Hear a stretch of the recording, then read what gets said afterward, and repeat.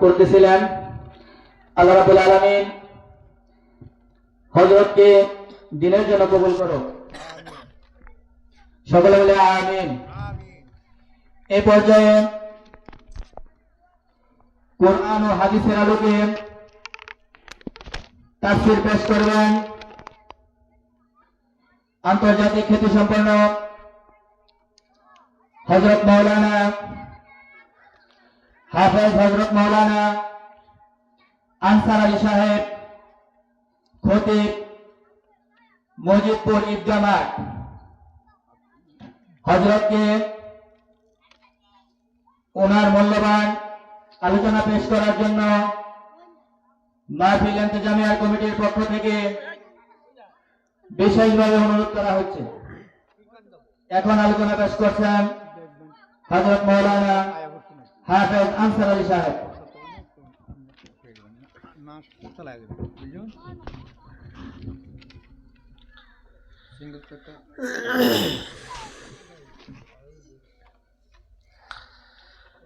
السلام عليكم ورحمة الله وبركاته.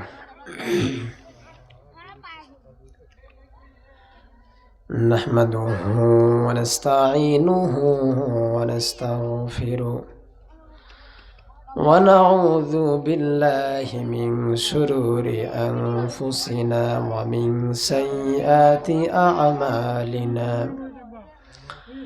من يهد الله فلا مضل له ومن يضلل فلا هادي له.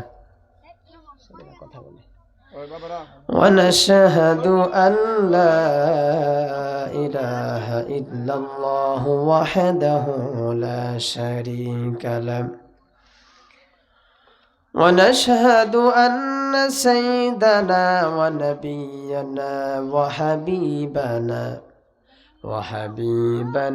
وحبيب ربنا ومولانا محمدا عبده ورسوله أرسله بالحق بشيرا ونذيرا بين يدي الساعة.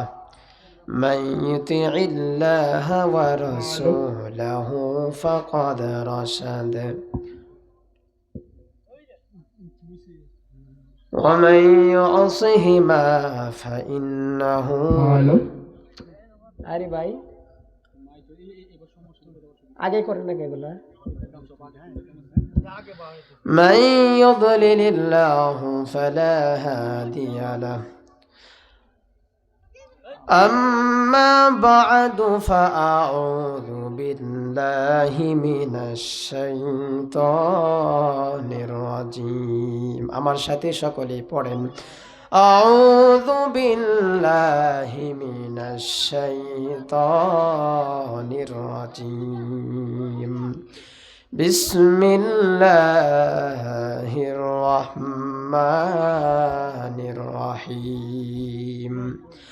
وقال الله تعالى في كلام المجيد وفرقان الحميد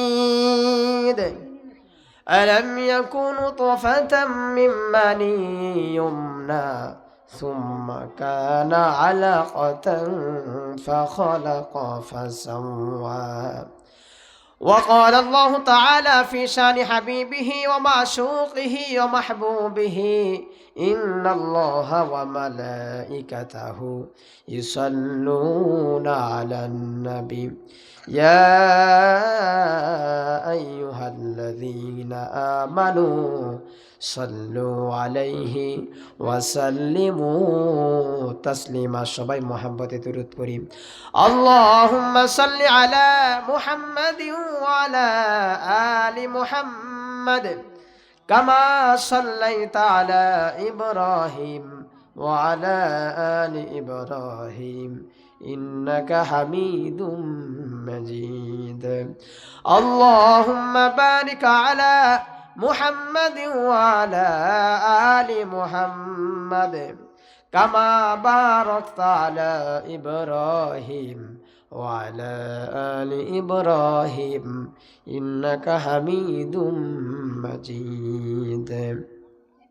بلغ العلا بكماله كشف الدجى بجماله حسنت جميع خصاله صلوا عليه وآله আলহামদুলিল্লাহ।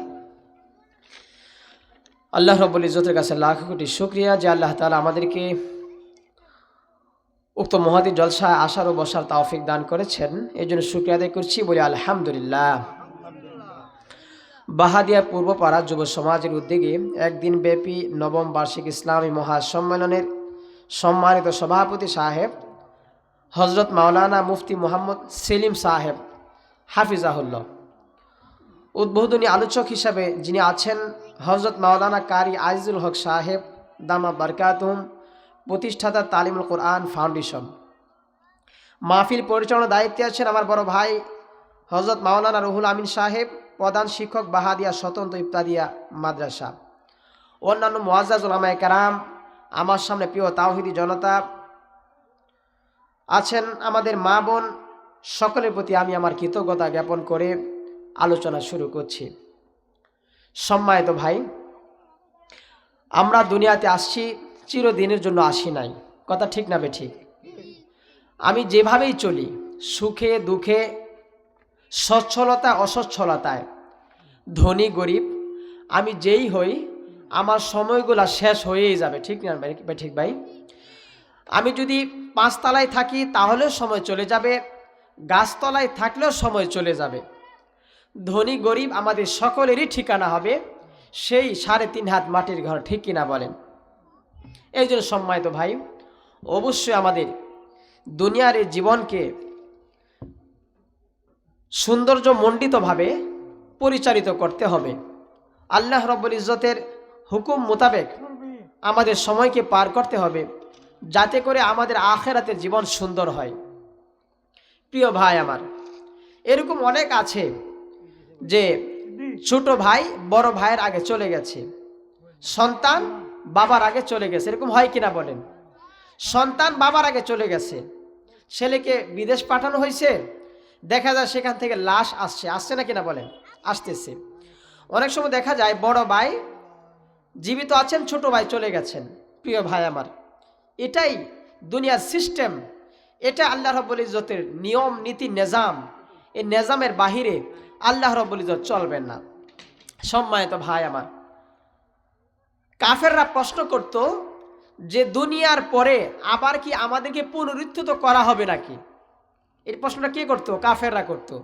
তারা প্রশ্ন করত মৃত্যুর পরে আমাদেরকে আবার কি জীবিত করা হবে নাকি? এটা কিভাবে সম্ভব যে আমাদেরকে মাটি খেয়ে ফেলবে, আমরা মাটি হয়ে যাব, তারপর আবার জীবিত হব? এটা কিভাবে সম্ভব? আল্লাহ তাআলা তাদের উত্তর দিচ্ছেন, قُلْ كُونُوا حِجَارَةً أَوْ حَدِيدًا।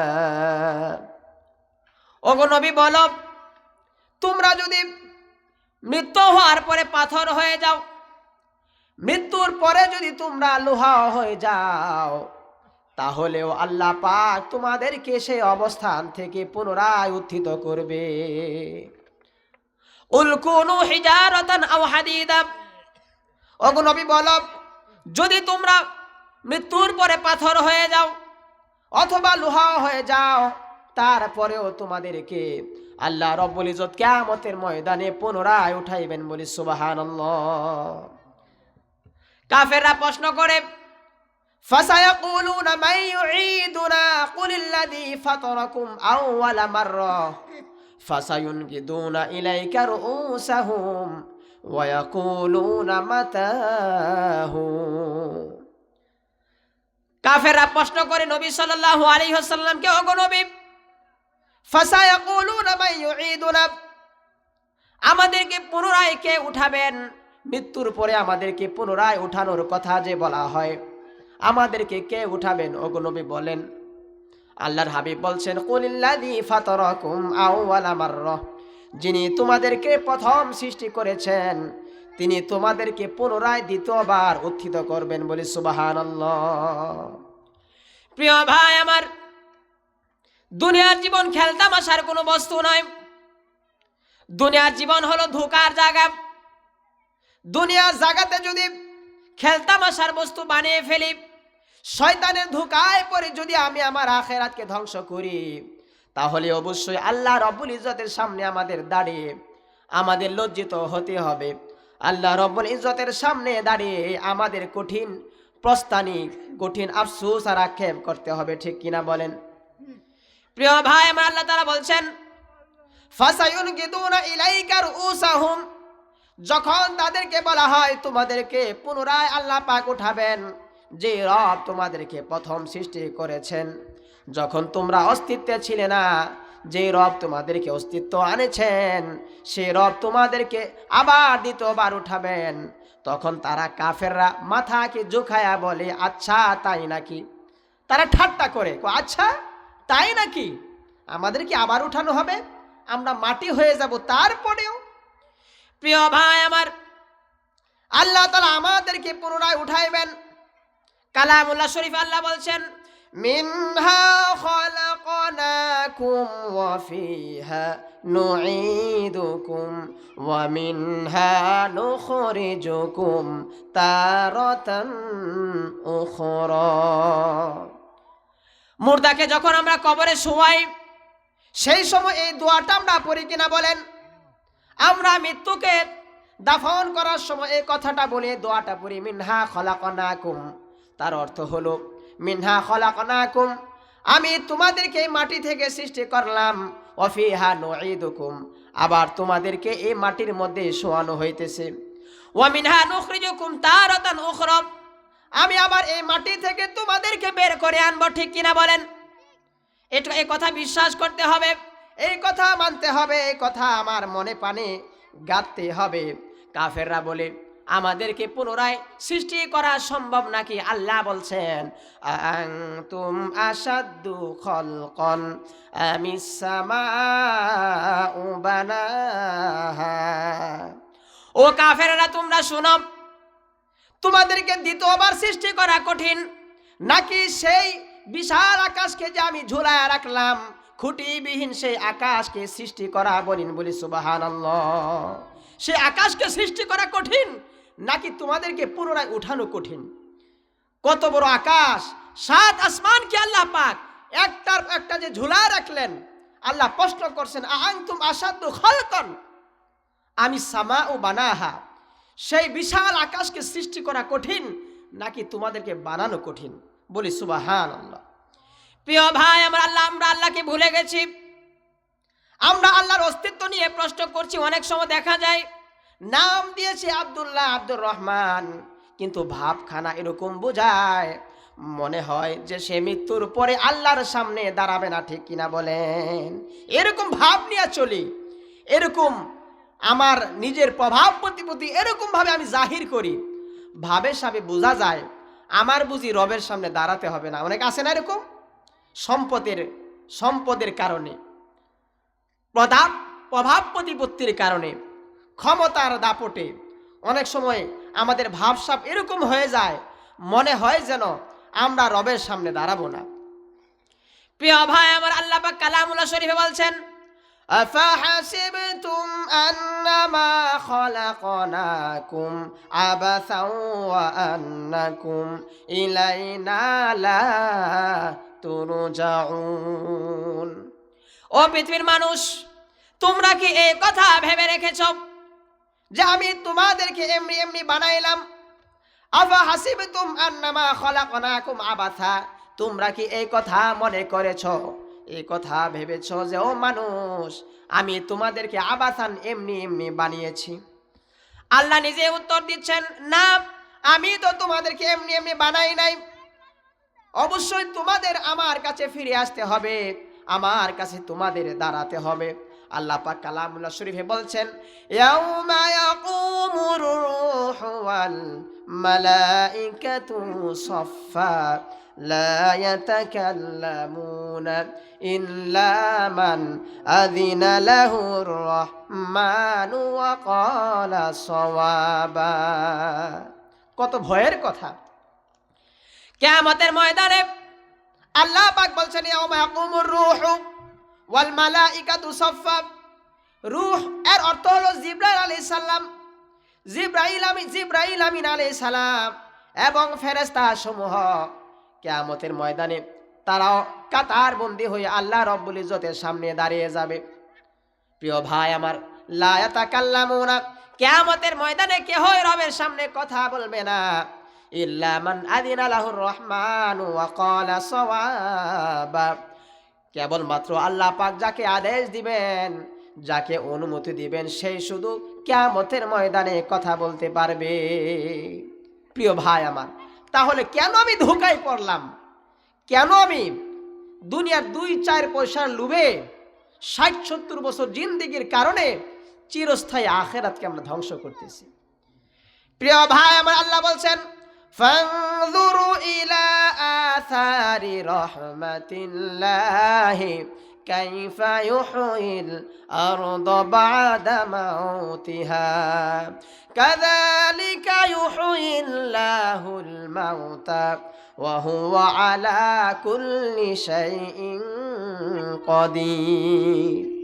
ও মানুষ, তোমরা লক্ষ্য রাখো, তোমরা লক্ষ্য করো, সেই মৃত জমিনের উপরে খরার সময়ে মাটি দেখা যায় মৃত হয়ে যায়, ফেটে যায়, ঠিক কিনা বলেন? বৃষ্টি হয় না 6 মাস যাবত, দেখা যায় মাটিগুলা ফেটে যায়।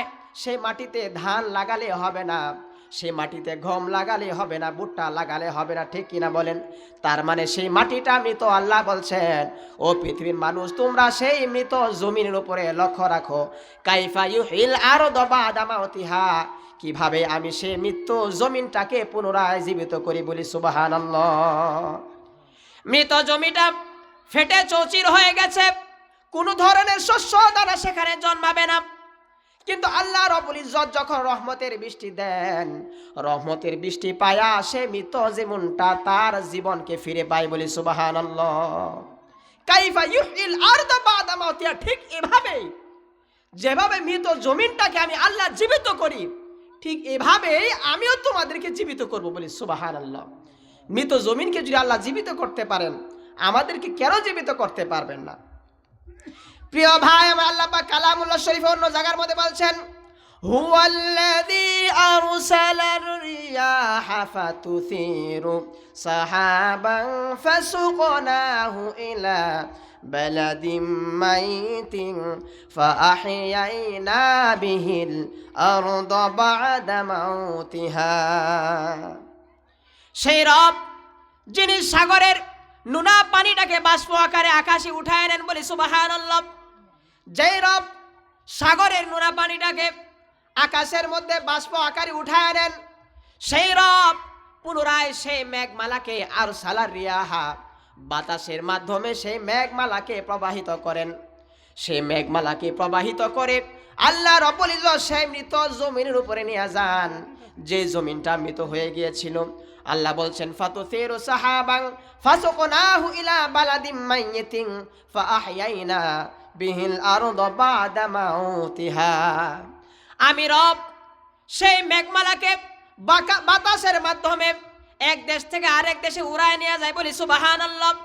এক দেশ থেকে আরেক দেশের মধ্যে বাতাসের মাধ্যমে মেঘখণ্ডটাকে উড়ায় নেই, আর সেই মৃত জমিনের উপরে আমি 1 ফুটা 2 ফুটা করে বর্ষণ করে আমি রব সেই মৃত জমিনটাকে জীবিত আকারে তোমাদের কাছে ফিরায় দেয়। বলি সুবহানাল্লাহ।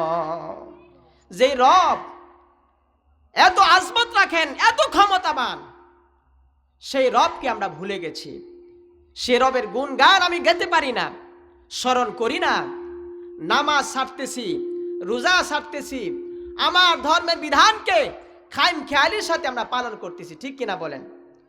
দেখা যায় বছরকে বছর অনেক সময় চলে যায়, এরকম আমাদের নামাজ পড়ি না, শুধু শুক্রবারে মসজিদে আসি। এরকম লোক আছে না?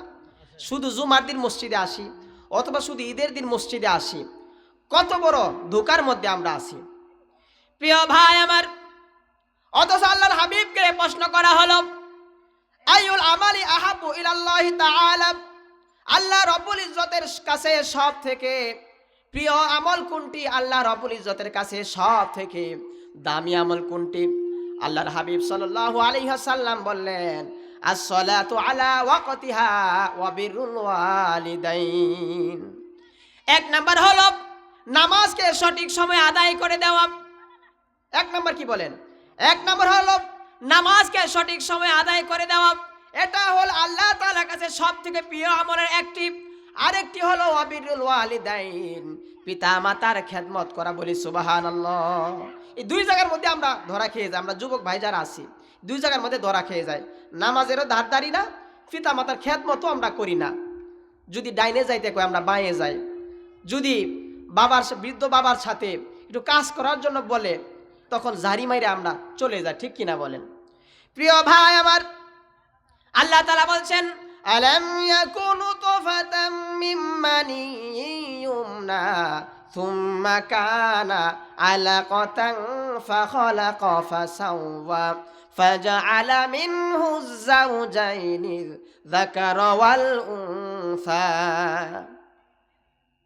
আলাম ইয়াকুনু তুফাতাম মিন মানিয়্যুমনা, মায়ের পেটের মধ্যে সে নিক্ষিপ্ত পানি যেখান থেকে তোমাদেরকে সৃষ্টি করা হয়েছে, সুম্মা কানা আলাকাতান ফাখালাকা ফাসাওয়া, অতঃপর মায়ের পেটের সে নাপাক এক ফোঁটা নিক্ষিপ্ত পানি থেকে তোমাদেরকে রক্তপিণ্ড করা হয়েছে, তোমাদেরকে রক্তের বিশাল একটি আকার করা হয়েছে, রক্তের একটি দলা করা হয়েছে, সেই রক্তের দলা থেকে তোমাদেরকে গোশতে রূপান্তরিত করা হয়েছে।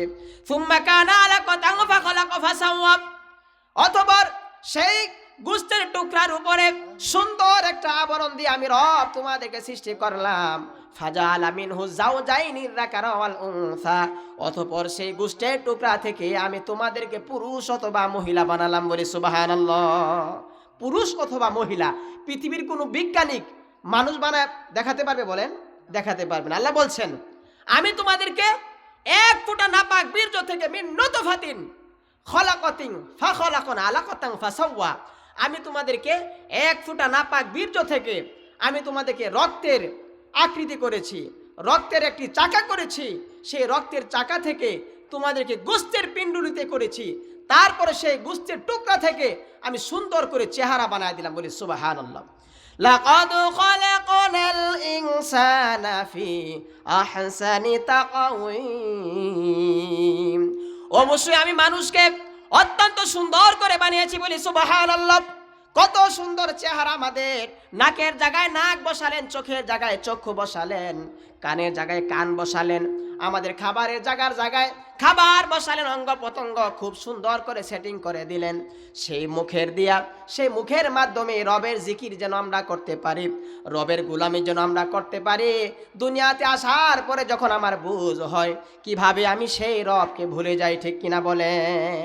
রবকে ভুলে যায়। প্রিয় ভাই আমার, আল্লাহ তাআলা কালামুল্লাহ শরীফে বলছেন ফাবি আই আলাই রাব্বিকুমা তুকাযিবান, ও মানুষেরা তোমরা তোমাদের রবের কোন নিয়ামতকে অস্বীকার করবে? অস্বীকার করার তো কোনো সুযোগ নাই। যে রব আমাদেরকে চক্ষু দিলেন, যার চক্ষু নাই সেই বুঝে চোখের কি মূল্য, ঠিক কিনা বলেন? যার দাঁত নাই সে জানে দাঁতের কি মূল্য, যে কথা বলতে জানে না বুবা সে জানে কথা বলার কি দাম, যে কানে শুনে না বধির সে জানে কানে শোনার কি মূল্য, যে ব্যক্তি অঙ্গহানি হয়ে গেছে, প্রতিবন্ধী হয়ে গেছে, সে জানে হাত পায়ের কি দাম, ঠিক কিনা বলেন? আমার তো চক্ষু আছে, এজন্য চোখের মূল্য দিতে জানি না, যেই দিকে ইচ্ছা ওই দিকে ছায়া থাকি। আমরা মেয়ে মানুষ দেখলে ছায়া থাকি, সিনেমার দিকে ছায়া থাকি, নাটকের দিকে ছায়া থাকি, ঠিক কিনা বলেন? এই চোখের যে মূল্য, চক্ষুটাকে যেই জায়গায় আল্লাহ রাব্বুল ইজ্জত ব্যবহারের জন্য দিয়েছিলেন, চক্ষুটাকে সেই জায়গায় ব্যবহার করতেছি না। হাতটাকে ব্যবহারের জন্য যে দিলেন, সে হাতটাকে সঠিক জায়গায় ব্যবহার করতেছি না। কানটাকে যে জিনিস শোনার জন্য দিলেন, কান দিয়ে সেই জিনিস শুনি না, কানের মধ্যে ইয়ারফোন লাগায়া দিন রাত খালি গান শুনে আদি, ঠিক কিনা বলেন? রুটেতে যায় কানের মধ্যে হিবলা লাগায় রাখছি, গান শুনতেছি, রাত্রে শুইতে গেছি কানের মধ্যে হিবলা লাগানো, সেখানে আমি আবার রাত্রে ঘুমানো অবস্থায় গান শুনতেছি, শুনতে শুনতে আমি ঘুমায়া যাই। প্রিয় ভাই আমার, অত্যন্ত আফসোস আর পরিতাপের বিষয়, যে রব আমাকে চক্ষু দিলেন আমানত হিসাবে, কান দিলেন আমানত হিসাবে, মুখ দিলেন আমানত হিসাবে, শরীরের প্রত্যেকটি অঙ্গ প্রত্যঙ্গ যে রব আমাকে আপনাকে আমানত হিসাবে দিলেন, আজকে সে আমানতের খেয়ানত আমি করতেছি, ঠিক কিনা বলেন? মুখ দিয়ে দেখবেন সারাদিন একটা না একটা গপ্প করতেই আছে, করি কিনা বলেন? চার দোকানে বসছে, কিচ্ছা কাহিনী লাগাই দিছি, গিবত শিকায়েত, কেডা কারে ধরলো, কেডা কারে মারলো, হ্যাঁ, কার জমিন কি, এগুলা নিয়ে আমরা সারাদিন গপ্প করি, কাইল হই না, কিন্তু রবের জিকির করার সময় পাই না। সময় পাই বলেন? সময় পাই না। প্রিয় ভাই আমার, আল্লাহ পাক কালামুল্লাহ শরীফে বলছেন, ওয়ালাকাদ ইয়াসসারনাল কুরআনা লিযিকরি ফাহাল মিন মুদ্দাকির। আমি তোমাদের জন্য সহজ করে কোরআনকে নাজিল করলাম, সহজ করে কোরআনকে আমি নাজিল করলাম যাতে করে তোমরা সহজে আয়ত্তে করতে পারো। কিন্তু দুঃখের বিষয়, আফসোসের বিষয়, সে কোরআনকে আমি আপনি পড়তে জানি না, ঠিক কিনা বলেন? আল্লাহ বলতেছেন সহজ করে আমি কোরআন দিলাম, এখন আমার জন্য এটা কঠিন হয়েছে। বুঝতে হবে কোরআনের প্রতি আমার দরদ নাই, কোরআন শিখার প্রতি আমার আগ্রহ না থাকার কারণেই আজকে কোরআন আপনার জন্য আমার জন্য কঠিন হয়ে গেছে, ঠিক কিনা বলেন? প্রিয় ভাই আমার, আল্লাহ বলছেন আর রহমানু আল্লামাল কুরআন খলাকাল ইনসান আল্লামাহুল বায়ান। আল্লাহ বলতেছেন আমি হলাম দয়ালু রব, আমি হলাম রহমান। আল্লামাল কুরআন, তোমাদেরকে কোরআন শিখিয়েছি। আল্লাহ বলছেন আমি তোমাদেরকে কোরআন শিখিয়েছি, এটা আমার অনেক দয়ার সমূহের মধ্য থেকে একটি দয়া। আমি তোমাদেরকে কোরআন শেখালাম, কিন্তু দুঃখের বিষয়, আফসোসের বিষয়, আমি আপনি কোরআন পড়তে জানি না। বুঝতে হবে, মানতে হবে, আমি কোরআনের প্রতি কোনো গুরুত্ব নাই, কোরআনের প্রতি আমার কোনো মনোযোগ নাই, ঠিক কিনা বলেন? কোরআন পড়তে জানি না। মসজিদের মধ্যে অনেক সময় দেখা যায় হুজুরে মস্ক করায়, সকালবেলা মস্ক করায় কিনা ভাই বলেন? অনেক জায়গাতে মস্ক করায় না? আমাদের ছেলেদেরকে পড়ায়, আমাদেরকে মস্ক করায়। দেখা যায় আমরা সেই মস্কে বসি না, অথবা মস্ক করি না, করতে রাজি না। আমরা উদাসীনতার সাথে সময়কে পার করে ফেলি। প্রিয় ভাই আমার, এক সময় আসবে কিয়ামতের ময়দানে এই কোরআন বান্দার পক্ষে সাক্ষ্য হয়ে দাঁড়াবেন। বলি সুবহানাল্লাহ। কত বাজে? ঠিক আছে, হ্যাঁ ঠিক আছে। প্রিয় ভাই আমার, কিয়ামতের ময়দানে কোরআন বান্দার ব্যাপারে সুপারিশ করবে। কোরআন বলবে, আল্লাহ আমার এই তোমার এই বান্দাটা সব সময় আমাকে সে তেলাওয়াত করেছে, আমাকে সে কষ্ট করে পড়েছে, নামাজের মধ্যে পড়েছে, নামাজের বাহিরে পড়েছে, রমজান মাসে তেলাওয়াত করেছে, তারাবি নামাজে পড়েছে, অন্য সময়ও পড়েছে। ওগো আল্লাহ, তোমার এই বান্দাটা আমি কোরআনকে যে কষ্ট করে তেলাওয়াত করলো, কষ্ট করে শিখলো, আজকে তুমি আমার সুপারিশকে কবুল করো। সাথে সাথে সেই কোরআনের সুপারিশকে কবুল করা হবে। বলে সুবহানাল্লাহ। আজকে আমি গপ্প করার সময় পাই, গীবত সাকাত করার মতো সময় আমি পাই, কিন্তু জিকির করার মতো সময় আমার হয় না, কোরআন তেলাওয়াত করার সময় আমার হয় না, নামাজ পড়ার সময় আমার হয় না। এইভাবে একটা সময় আসে আমি মুর্দাদের কাতারে চলে যাই, ঠিক কিনা বলেন? প্রিয় ভাই আমার, অনেক সময় দেখা যায় মানুষটা অনেক প্ল্যান প্রোগ্রাম করেছিল, সে 2 তলা বাড়ি করবে, 4 তলা বাড়ি করবে, এইভাবে সে তার দুনিয়াটাকে সাজাবে, কিন্তু দেখা যায় হঠাৎ করে তার মওত হয়ে যায়, ঠিক কিনা বলেন? এই জন্য আল্লাহ রাব্বুল ইজ্জত কালামুল্লাহ শরীফে বলছেন, আল্লাযী খালাকাল মাউতা ওয়াল হায়াতা লিয়াবলুয়াকুম আইয়ুকুম আহসানু আমালা ওয়া হুয়াল আজিজুল গফুর। এই আয়াতের মধ্যে আল্লাহ পাক মৃত্যুকে আগে বলেছেন, মৃত্যুর কথা আগে বলেছেন, তারপরে হায়াতের কথা বলেছেন। মৃত্যুর কথা এই জন্য আগে বলেছেন, মৃত্যু থেকে আপনি আমি কেউই পলায়ন করতে পারবো না, সকলের একটা সময় মৃত্যুর কাতারে হতে হবে। আমি ধনী হই, গরিব হই, আমি যেই হয়, আমার ঠিকানা হবে সেই বাঁশ বাগানে, আর গাছ বাগানে 3.5 হাত মাটির ঘর, ঠিক কিনা বলেন? কিছুদিন আগে যে বাংলাদেশের 3 বারের প্রাইম মিনিস্টারের মৃত্যু হলো, বলেন তো দেখি, ওনাকে কি ঘরে রাখা হয়েছে নাকি? ঘরে রাখা হয় নাই, স্বনখচিত কোনো ঘরের মধ্যে রাখা হয় নাই, উনাকে কোনো বাক্সের মধ্যে রাখা হয় নাই, উনাকে রাখা হয়েছে মাটির নিচে, স্বাভাবিক যেভাবে মানুষদেরকে রাখা হয়। তুমি প্রজা হও আর রাজা হও, তুমি যে হও, তোমাকেও মাটির নিচে শুইতে হবে, ঠিক কিনা বলেন? যে মাটির নিচের আলো দিনে এবং রাত্রের সমান অন্ধকার, দিনে অন্ধকার, রাত্রে অন্ধকার, আমার আমলের উপরে ফাইসালা হবে। আমার আমল যদি ভালো হয়, সেই আলোকিত, সেই অন্ধকারকিত ঘরের মধ্যে দিনেও আলো হবে, রাত্রেও আলো হবে। আর যদি আমার জীবন কুরআন ও হাদিসের আলোকে যদি না সাজাতে পারি, তাহলে দিনে অন্ধকার, রাত্রে অন্ধকার, তার পাশাপাশি আযাব আর গজব আল্লাহ রাব্বুল ইজ্জতের পক্ষ থেকে অবতীর্ণ হবে, ঠিক কিনা বলেন? শাস্তি সেখানে আমাকে দেওয়া হবে। প্রিয় ভাই আমার, আজকে পৃথিবীর সমস্ত দেশের খবর নেওয়া যায়। আজকে আমি মোবাইলের মাধ্যমে, কম্পিউটারের মাধ্যমে, ইন্টারনেটের মাধ্যমে আমি সব দেশের খবর নিতে পারতেছি, কিন্তু একটু আগে আমি যে ভাইকে, যে বাবাকে শোয়ালাম, তার খবর কিন্তু আমি নিতে পারতেছি না। ঠিক কিনা বলেন? প্রিয় ভাই আমার, আল্লাহ পাক কালামুল্লাহ শরীফে বলছেন, আফালা ইয়ালামু ইযা বুসিরা মা ফিল কুবুর ওয়া হুসিলা মা ফিস সুদূর। মানুষ কি জানে না? ইযা বুসিরা মা ফিল কুবুর, কবরস্থ যাহা কিছু করা হয়েছে সব কিছুকে উত্থিত করা হবে। ঠিক কিনা বলেন? মানুষ কি জানে না কবরস্থ যাহা কিছু করা হয়েছে সব কিছুকে একদিন প্রকাশ করা হবে। ওয়াহুসিলা মা ফিস সুদূর, মানুষের বক্ষে যাহা কিছু সে ধারণ করেছিল সব কিছুকে প্রকাশ করা হবে, সব কিছুকে একদিন বের করা হবে। সম্মানিত ভাইয়ের, আমি যদি ভালো কাজ করি ভালোটাকে একদিন প্রকাশ করা হবে, আর যদি খারাপ কাজ করি সেই খারাপটাকে একদিন প্রকাশ করা হবে। ঠিক কিনা বলেন? প্রিয় ভাই আমার, আজকে আমি দুনিয়ার ধোঁকায়, দুনিয়ার মুহে আর লোভে পড়ে, 2-4 টাকার লোভে আমি আজকে আখেরাতকে ধ্বংস করলাম। ঠিক কিনা বলেন? আখেরাতকে ধ্বংস করতেছি, আখেরাতকে আমি শেষ করতেছি। প্রিয় ভাই আমার, আপনাদের কাছে অনুরোধ করব, এই ম্যানেজমেন্টের যে আয়োজন করা হলো, এই ম্যানেজমেন্টের আয়োজন এই জন্যই করা হয়েছে, যদি আমরা এই কথার মাধ্যমে, নসিহার মাধ্যমে আমরা যদি দিনের পথে আসতে পারি, অবশ্যই এই ম্যানেজমেন্টের আয়োজনগুলা সার্থক হবে। ঠিক কিনা বলেন ভাই? সার্থক হবে। এই যেখানে আমাদের যুবক ভাইয়েরা কত কষ্ট তারা করছেন। আমাকে দাওয়াত দেওয়া হয়েছে প্রায় 2 মাস আগে। আমি যখন থানাঘাটে প্রোগ্রাম করলাম, সেই 2 মাস আগে থানাঘাট বাজারের প্রোগ্রামে আমাকে দাওয়াত দেওয়া হয়েছে জানুয়ারির 15 তারিখ। তাহলে 2 মাস আগে থেকে তাদের একটা ফিকির চলতেছে, কালেকশনের একটা ব্যবস্থা, বক্তা দাওয়াত দেওয়া, ম্যানেজমেন্টের ব্যবস্থা, কত পেরেশানি করতে হয়। প্রিয় ভাই, আজকে যদি আমরা এই কথাগুলো শুনে আমল করতে পারি, আমাদের জীবনটাকে সুন্দর করে তোবার মাধ্যমে আল্লাহর দিকে ফিরে আসতে পারি, অবশ্যই আমাদের এই যুব সমাজদের ম্যানেজমেন্ট, এই কষ্টের এই গুলা আপনার জন্য আমার জন্য মঙ্গলজনক হবে যদি আমরা আমল করতে পারি।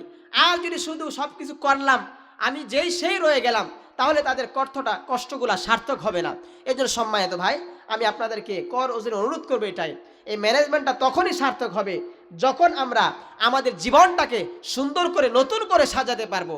আল্লাহ পাক আমাদের সকলকে নিজের জীবনটাকে সুন্দর করে নতুনভাবে ইসলামের রঙে রাঙ্গায়িত করার, ইসলামের সাজে নিজেকে সজ্জিত করার মতো তৌফিক দান করুক। সকলে বলে আমিন। ওয়া আখির দাওয়ানা আনিল হামদুলিল্লাহি রাব্বিল আলামিন। আসসালামু আলাইকুম ওয়া রাহমাতুল্লাহি ওয়া বারাকাতুহু।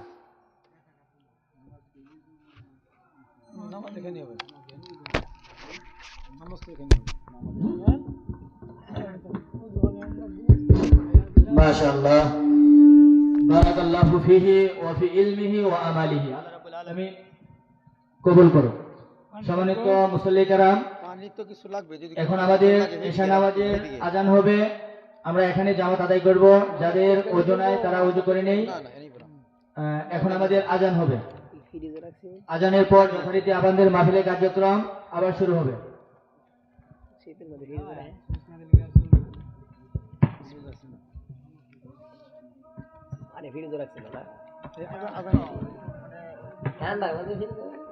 আমি জানছি তো, একজন ছেলের জানাইছি দেখতেন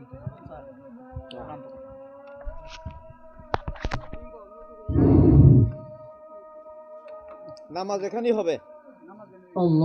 জামাত ওই জায়গাতেই হবে।